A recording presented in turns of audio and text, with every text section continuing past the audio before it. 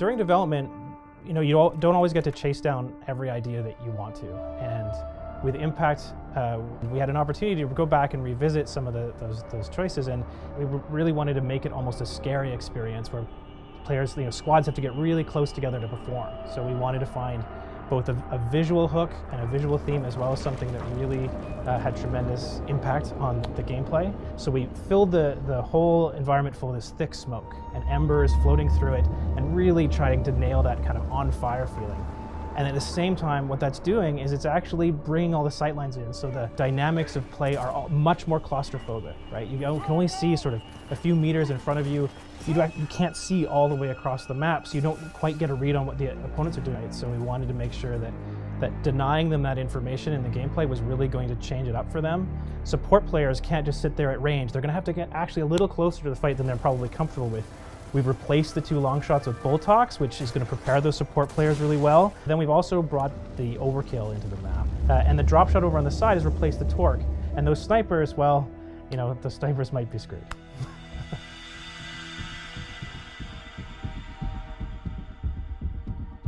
Well, War Machine is a classic Gears map. It's got that big turret up at the top that defines the whole battlefield, but it's actually countered by the snipe on the other side of the map.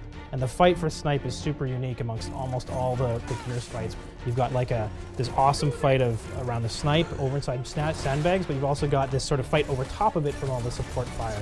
And so it's got these almost 3 different lanes that have very, very distinct fights. It's a fantastic map, and we were really happy to be able to bring it back in a totally new, reimagined way.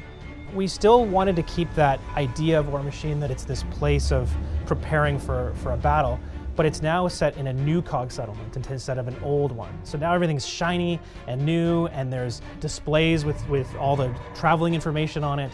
But then there's been some kind of emergency that's happened, and it's been taken over by the cog military. So it's got that really strong juxtaposition of battle emplacements over top of everyday things like the corner store and the shop for newspapers.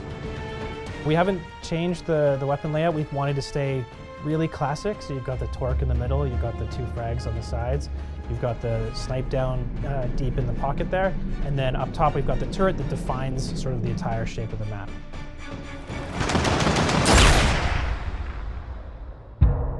Thanks for watching. Let us know what you think on the official Gears of War forums and @Gears of War on Twitter. Click on a fly-through to see more of these latest 2 maps.